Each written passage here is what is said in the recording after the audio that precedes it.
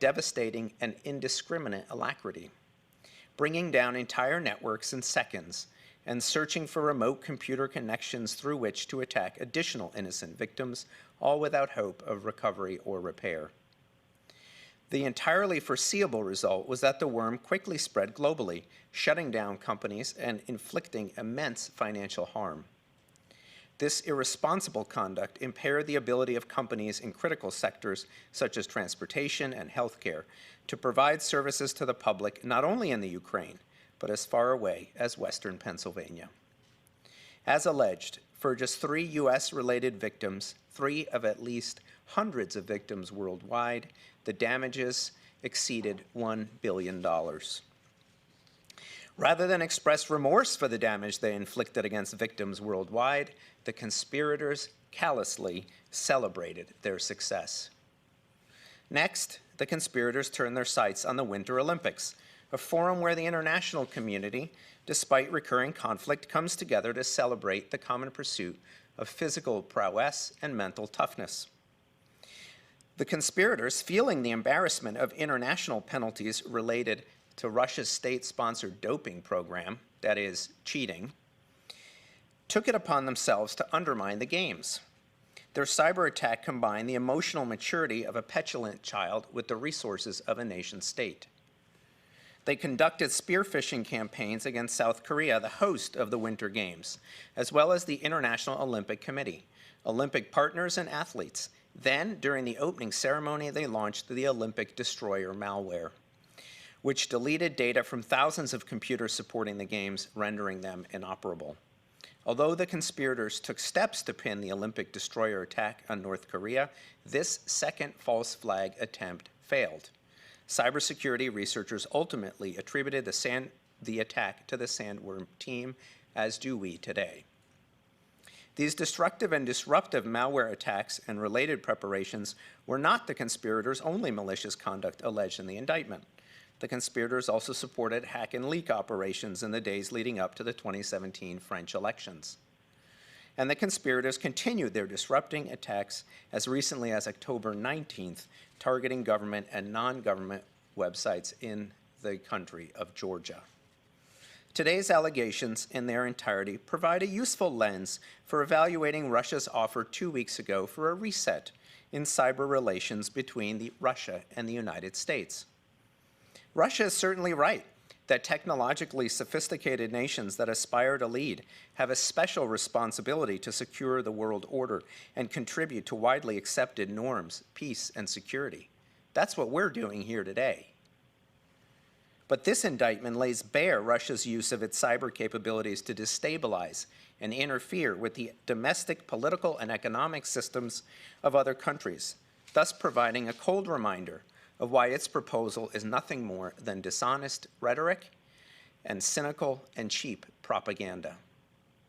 Before I wrap up my remarks, I'd like to thank the team of prosecutors and FBI agents whose diligence and perseverance has led to these charges and to the kind of evidence that we can use to prove these charges in open court. I'd like to express the department's appreciation for assistance from the private sector, such as Cisco's Thales Intelligence Group, Facebook, Google, and Twitter in investigating and disrupting this cyber threat. We also appreciate the hard work and dedication of our foreign law enforcement and intelligence partners in countries including the Ukraine, Georgia, South Korea, the United Kingdom, and New Zealand, who have also pursued these conspirators after attacks and intrusions within their own countries or otherwise assisted in our investigation.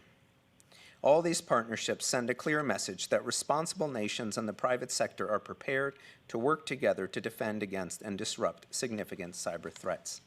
Now I'll turn the podium over to the U.S. Attorney from the Western District of Pennsylvania to go over the charges in more detail. Scott.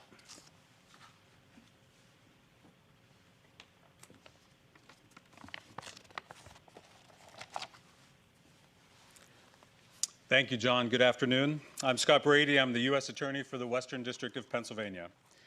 Today, my colleagues and I are pleased to announce that a federal grand jury in Pittsburgh, Pennsylvania, returned a 7-count indictment charging 6 Russian military intelligence officers for their roles in some of the most destructive, most costly, and most egregious cyber attacks ever known. The defendants were all officers within Military Unit 74455 of the Russia Main Intelligence Directorate, also known as the GRU.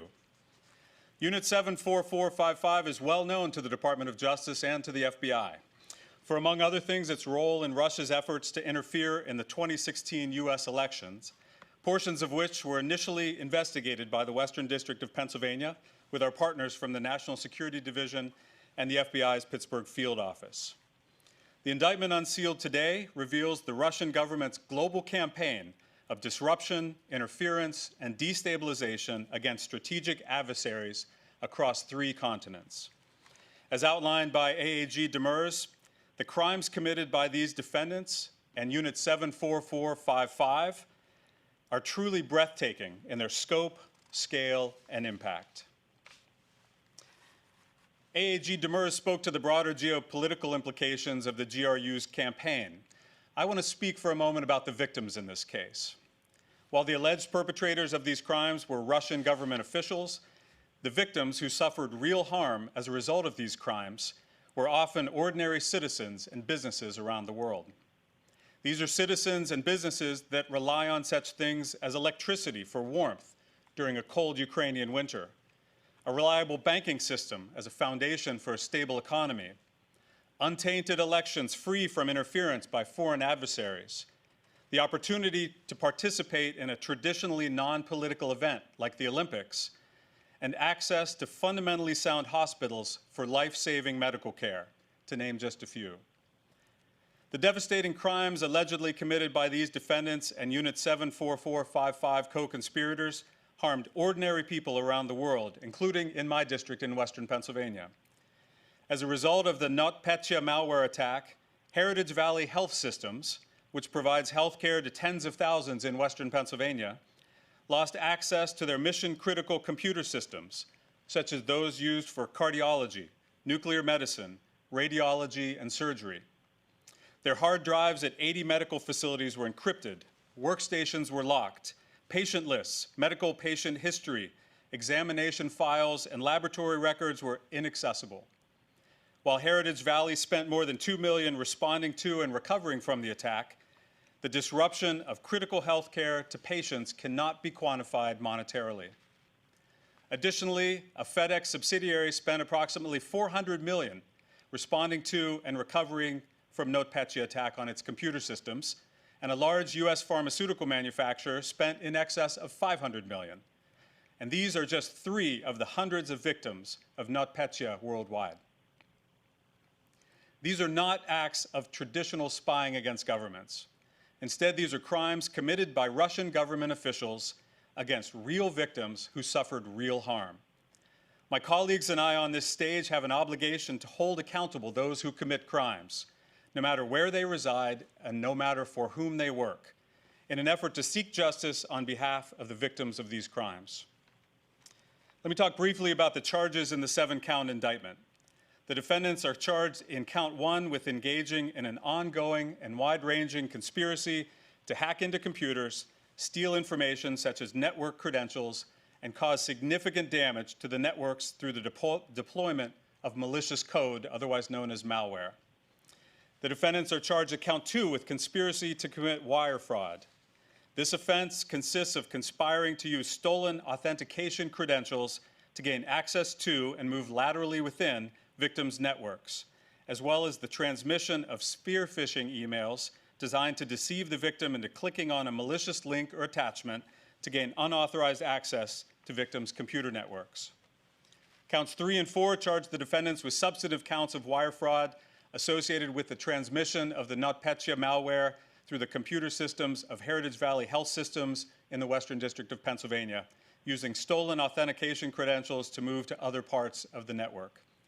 Count 5 charges the defendants with a substantive count of computer fraud relating to the transmission of the NotPetya malware on the Heritage Valley Health System computer network and causing damage to that network. Finally, counts 6 and 7 charge the defendants with aggravated identity theft. That means they illegally obtained identifying information, including usernames and passwords, used by real persons and exploited it to further their hacking activity. All of the countries named in the indictment share the ideals of a free society based on national sovereignty, ordered liberty, the rule of law, and free and fair elections. For these reasons, they also share a common threat: Russia, a country that will stop at nothing to destroy those ideals and instill a sense of instability in its adversaries. The indictment unsealed today was only made possible by the willingness of countries to come together and share information and evidence associated with these attacks. In the Western District of Pennsylvania, in conjunction with our partners at NSD and FBI, we continue to develop this new paradigm involving unprecedented levels of collaboration with our foreign law enforcement partners in the ongoing fight against cybercrime, whether committed by transnational organized crime groups or nation-state groups such as the Russian GRU. In closing, I want to thank the Assistant U.S. Attorneys from my office and the trial attorneys from the National Security Division for their incredible work on this case. We in the Western District of Pennsylvania value the long and trusted working relationship with NSD under AAG Demers' leadership. I also want to thank all the agents from the FBI's Pittsburgh, Oklahoma, and Atlanta field offices, the FBI legal attaché offices around the world who contributed to this investigation, FBI Cyber Division at FBI headquarters, and the assistance we received from our foreign partners, from victims, and from those in cybersecurity private industry. Now I will turn the podium over to FBI Deputy Director David Bowditch.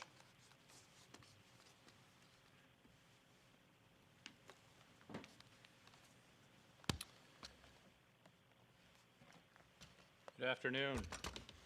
We're here to turn a spotlight on the numerous destructive cyber attacks which are perpetrated by the GRU, which, as you've heard, is the Russian military's intelligence agency.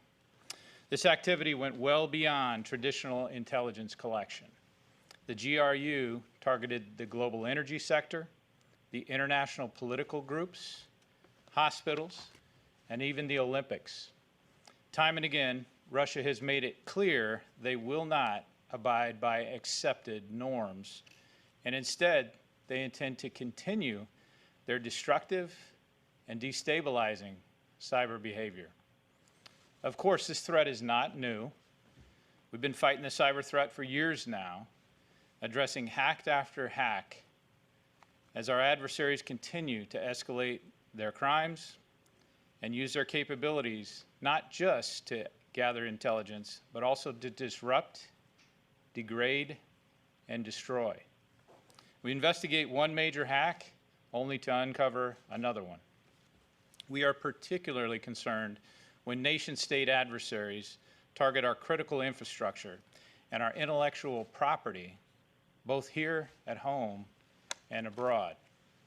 These actors we're talking about today are alleged to have developed and deployed the NotPetya destructive malware, which wreaked havoc across the entire globe. NotPetya is considered one of the most destructive cyber attacks ever. Victims included a hospital in Pennsylvania, as you've heard already. The cyber attack crippled that hospital's operations. I'll not repeat what the U.S. Attorney went through earlier, but in the end, as he mentioned, that included more than $2 million in damages to a hospital in the state of Pennsylvania. The indictment also alleges this group was responsible for the Olympic Destroyer malware, which knocked the official 2018 Winter Olympics website offline and prohibited attendees from even being able to gain their event tickets. These actors conducted these brazen attacks from the safety of their own country, but that does not mean that we should not and will not pursue them and hold them accountable.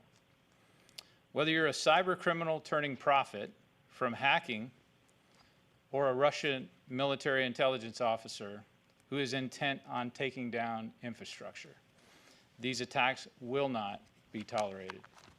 We will continue to work in tandem with our partners to impose risks and consequences on these actors however we can, whether it's through indictments or other means. In this case, we brought the investigative resources and expertise of 3 different field offices, as you heard earlier: the Pittsburgh field office of the FBI, the Atlanta Field Office of the FBI, and the Oklahoma City Field Office of the FBI. We brought them all together to attribute these attacks to the GRU. We also want to thank the nation's tech giants, which includes Google, Cisco, Facebook, and Twitter, for all stepping up and helping us with this investigation. This is more common that we work hand in hand with our private sector partners today than ever before. We're going to continue to work together with our partners, both at home and abroad, in law enforcement and in the private sector, to stop brazen cybercrime and hold these people accountable. One thing I do want to take time to do is thank the FBI agents and analysts and those employees that worked very diligently on this investigation. I also want to take the time to thank all the Assistant United States Attorneys, and from a headquarters perspective, the Department of Justice here and the FBI Headquarters Cyber Division personnel who worked very tirelessly on this investigation. These investigations, as I've mentioned before, they are arduous, and they take diligence and they take tenacity to get them over the finish line. We're not yet there, but we are to the point of indictment, and that's why we're here today. The cyber threat continues to be daunting, but when we bring the right people, the right tools, and the right authorities, our adversaries, we believe, are no match to what we can accomplish together.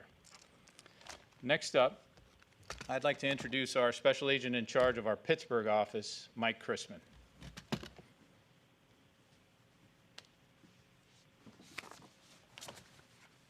Good afternoon. Again, my name is Mike Chrisman. I'm the special agent in charge of the FBI Pittsburgh office. I know you've heard a lot about this investigation already and the great work being done by our international partners and our private sector partners. I wanted to echo those same sentiments. I also wanted to thank the Department of Justice National Security Division and U.S. Attorney Scott Brady and his team in the Western District of Pennsylvania. U.S. Attorney Brady and his team have been proactive in adopting a global approach to take down cyber criminal networks whose impact extends well beyond Pittsburgh and across the globe for that matter. I would also like to thank FBI headquarters and the role the FBI Pittsburgh division played in the investigation, and commend the Atlanta and Oklahoma City FBI offices for their work. Multiple field offices, multiple investigations coming together to form a joint, coherent strategy. This investigation is Team FBI at its best. It displayed the exceptional talent and dedication of our teams in Pittsburgh, Atlanta, and Oklahoma City, who worked seamlessly and spent years tracking these members of the GRU. I can't say enough about the work of these three offices. Agents in Pittsburgh utilizing cutting-edge investigative techniques and analytics to secure the charges that we're discussing here today. Charges that were made possible by leveraging the tremendous experience and expertise of agents in Atlanta regarding energy and the NotPetya attacks, as well as the expertise of agents in Oklahoma City regarding Russian GRU actors. The GRU is a persistent adversary, actively engaging in espionage and destructive attacks. These cyber attacks are unmatched in their destructive manner and disregard for public safety and innocent victims. In fact, NotPetya was the most destructive cyber attack in history, with approximately $10 billion in damages and over 300 victims worldwide. This case demonstrates what's possible when international, private sector, and law enforcement partners all work together. Together, we are uniquely positioned to identify criminal actors and overcome obstacles posed by borders and boundaries. Going forward, the FBI will continue coordinated efforts and commit to combating these threats through enhanced global partnerships, intelligence dissemination, and shared expertise and resources. Thank you.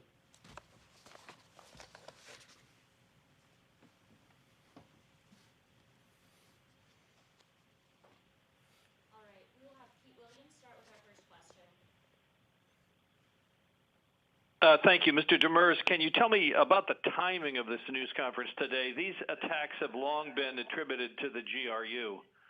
So is there a significance to the timing of these charges coming just 2 weeks before the U.S. presidential election? No, not particularly in that regard. We undertake these investigations, as the Deputy Director said, they take quite some time. As you can see from these posters, we don't attribute them to countries or military intelligence units. We attribute them to individuals in those countries. And when the investigation it has matured and we're ready according to the principles of federal prosecution, then we bring the cases.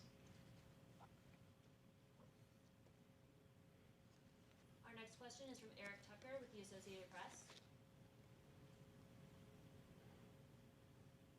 That none of these six is currently in custody, and I apologize if I missed discussion of that earlier. And can you, and this might be for you, Mr. Demers, or somebody else, talk a little bit about the legal framework that allows the Justice Department to bring charges against hacks that are on non-American targets? Well, what we're charging is a conspiracy. That conspiracy conducted a series of computer intrusions that harmed American victims and American companies. And then as part of that conspiracy, we can charge overt acts of that conspiracy that also were targeted and affect people in other countries. I don't know, Scott, if you... Christopher Beam from Reuters will now be the next question. Yeah, thank you for doing this. I just wanted to ask about a component of this news that was talked about by your British colleagues who mentioned that the 2021 Summer Games was also being targeted by these hackers.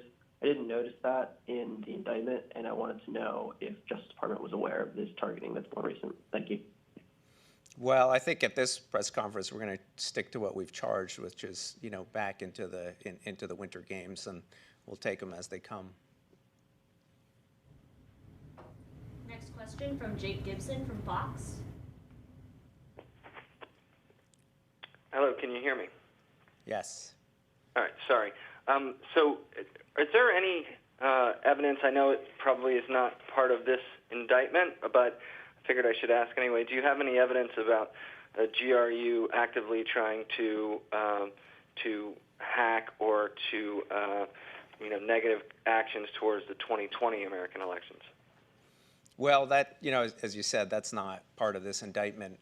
With respect to the elections that are coming up, we haven't seen anything that caused us to question what we've, I think, repeatedly said, and what the intelligence community has repeatedly said, that Americans should be confident that a vote cast for their candidate will be counted for that candidate.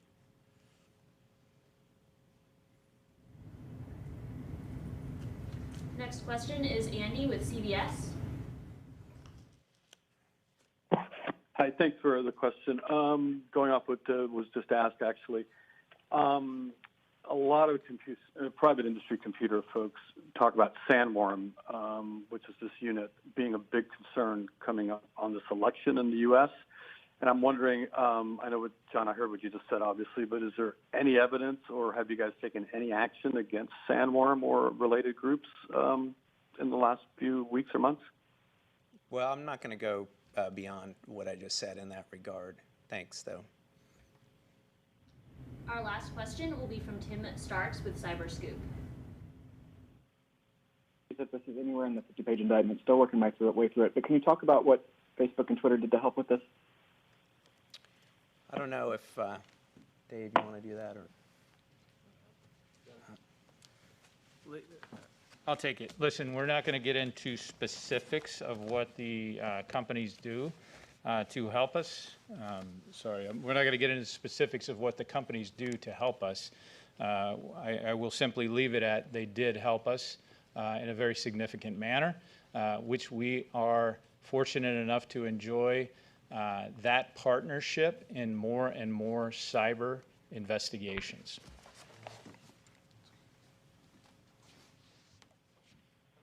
This now concludes the formal press conference. All cameras will now be turned off.